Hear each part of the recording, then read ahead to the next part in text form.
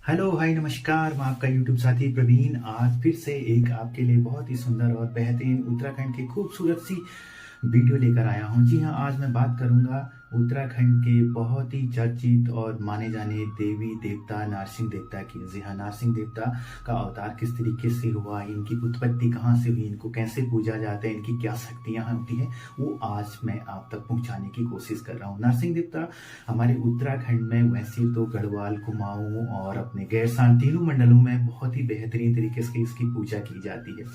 जो पहाड़ी लोग हैं वो इस चीज़ को समझ पाएंगे, लेकिन जो अदर मेरे मित्र हैं जो मेरे साथ हमेशा जुड़े रहते हैं उनके लिए मैं ये वीडियो बना रहा हूँ। जी हाँ, वैसे तो कहा जाता है कि भगवान नरसिंह देवता जो थे, जब प्रहलाद भक्त की रक्षा करने के लिए उन्होंने हिरण्यकश्यप का वध किया था, उस टाइम पर आधा नर और आधा बाघ का जो रूप धारण किया था, उस समय ये इनकी उत्पत्ति हुई थी। लेकिन ऐसा भी माना जाता है कि ये एक जटाधारी, मालाधारी और झोली चिमटा वाले देवता हैं, ऐसा भी माना जाता है। कहते हैं भगवान विष्णु ने जब केसर के पेड़ लगाए थे, केसर के पेड़ लगाने से उस केसर से 9 फूल जो निकले थे, उन 9 फूलों में से इनकी 9 जगह उत्पत्ति हुई। जब भगवान शिव ने केसर का पेड़ लगाया था, उस केसर के पेड़ की जो सिंचाई होती है दूध से की थी।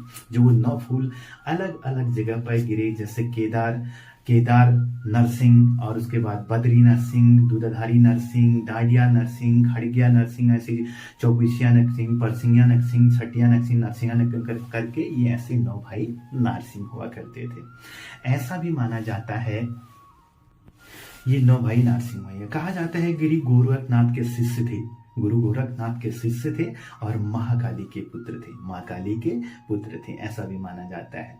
एक बार कहते कि भगवान शिव जो हमारे नरसिंह देवता हैं वो बहुत खुश हुए। असुंती देव थे, कत्यूरी राजा के वंश के टाइम में बहुत खुश हुए और कत्यूरी राजा के शासक अस्तोई देव के पास वो गए और उन्होंने वहां पर कहा कि भाई मुझे भूख लगी है और कुछ खाना है। तब वो असवंती देव जो थे वो शिकार के लिए वन में गए थे और उनकी पत्नी घर पे थी। उनकी पत्नी का कहना था, उनको बहुत नियम कानून और अपने धार्मिक परिस्थितियों से वो थी, नारी थी। तो उन्होंने कहा कि मैं बिना नहाए धोए तो किसी को भोजन नहीं कराती हूँ, लेकिन मुझे और पानी लाने के लिए, भोजन आपके भोजन व्यवस्था करने के लिए मुझे कर्ण प्रयाग और विष्णु प्रयाग, देव प्रयाग जाना पड़ेगा, जहां से मुझे 3 दिन में पानी मिल सकता है।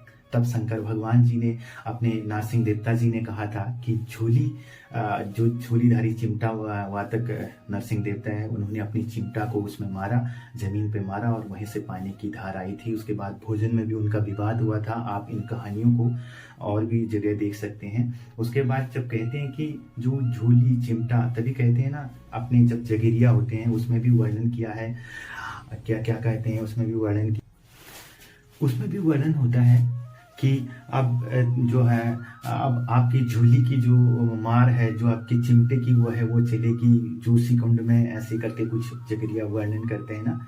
तो वो रेस्ट कर रहे थे जोशी मठ में, जब वो रेस्ट कर रहे थे, खाना आना खा के जब वो रेस्ट कर रहे थे नरसिंह देवता, तो उनके जो असवंती देव हैं वो थोड़ी देर में आ गए। जब वो कक्ष में आए अपने, तो देखा उन्होंने कि भाई एक साधु सन्यासी जो है वो सोए हुए हैं। तब उन्होंने अचानक से चोर समझकर उसकी बाईं जांग काट दी नरसिंह देवता की। तो बाईं जांग जब काटी तो उसमें से खून बहने लगा। साथ ही उन्होंने दाहिनी जांग भी काट दी। जब दाहिना जांग उनका काटा तो वहां से दूध निकलने लगा। तब उनकी समझ में आया ये तो कोई साधु नहीं, ये कोई न कोई नर अवतार है और तेजस्वी पुरुष हैं ये। तब जाकर वहां पर जो है जोशी मठ में, तब से इसकी स्थापना हुई है और कत्यूरी वंश के रूप में, यहाँ पर वो देवता के रूप में, कत्यूरी वंश के देवता के रूप में इसको वहां पर भी पूजा जाता है।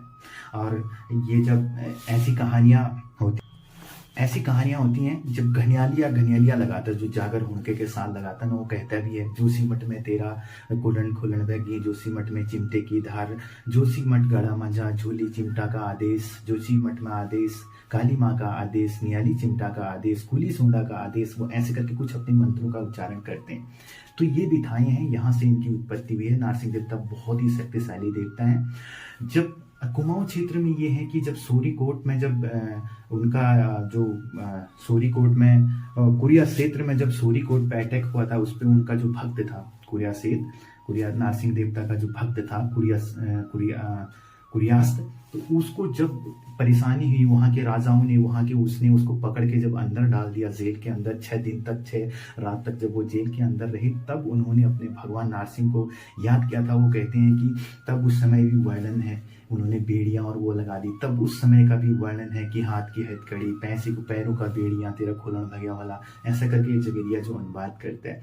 तो ये हमारी संस्कृति में नारसिंह जी का एक इस तरीके का अवतार है, इस तरीके का अवतरण है, जो हम अपने घरों में पूजते हैं और अपने वहाँ पे पूजा पाठ करके इसको अवतारित किया जाता है। नारसिंह देवता जब भी आते हैं, वो एक बहुत ही बेहतरीन शक्तिशाली देवी देवता हैं और सबको खुश रखने की हमेशा कोशिश।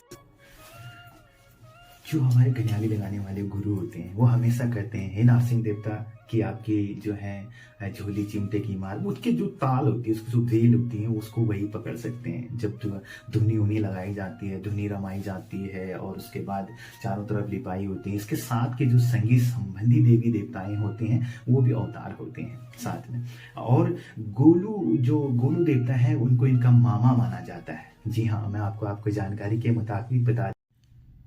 जी हाँ दोस्तों, नारसिंह देवता जो थे वो शिव जी के, जो उनका शिव जी का एक संगठन है, शिव जी का जो गढ़ है, उसी में शामिल थे।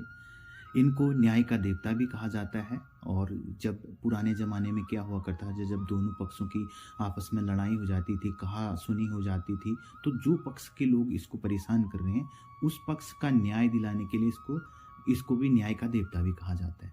लोग पहले घात जिसको कहते थे, इसे घात के रूप में जाना जाता है। बहनों की रक्षा के लिए भी ये नरसिंह भगवान बहुत अच्छे माने जाते हैं। बहनों की रक्षा के लिए इनके साथ ये जो 9 भाई हैं साथ साथ चलते हैं, और इनके साथ में भैरव मसाण भी साथ में चलते हैं। 9 नाग, 12 भैरव, 64 जोगिनी, 52 वीर, 56 कोटि कालिका की शक्ति इनमें है। जागर कथा के अनुसार यह शिव जी के गढ़ में शामिल थे। और जागर कथा में यह भी वर्णन किया जाता है कि जो भस्मासुर थे इनके पिता थे और माँ काली इनकी माता थी, ऐसा भी इनमें कहा जाता है। मैंने भी कहीं से सीखा है तो आप तक पहुंचाया है। आपको अच्छा लगे थोड़ा बहुत भी तो जरूर अपने साथियों को शेयर कीजिएगा। उत्तराखंड की तमाम ऐसी देवी देवताओं के, यहाँ के पर्यटन क्षेत्र, यहाँ की कोई काज काम या कुछ भी चीज़ों के लिए आपको मेरी वीडियो थोड़ा भी अच्छी लगती तो अपने दोस्त, चाचा, ताऊ, भाई बहन में जरूर शेयर कीजिएगा। मैं आपका यूट्यूब साथी प्रवीण आप सभी के लिए दुआएं करता हूँ। आप जहाँ भी रहें खुश रहें, मस्त रहें, और सर्दियों का मौसम चल रहा है, अपना ध्यान रखें। बहुत जल्दी फिर से आपके लिए बहुत बेहतरीन वीडियो लेकर आऊँगा। तब तक के लिए धन्यवाद, नमस्कार, जय माता दी।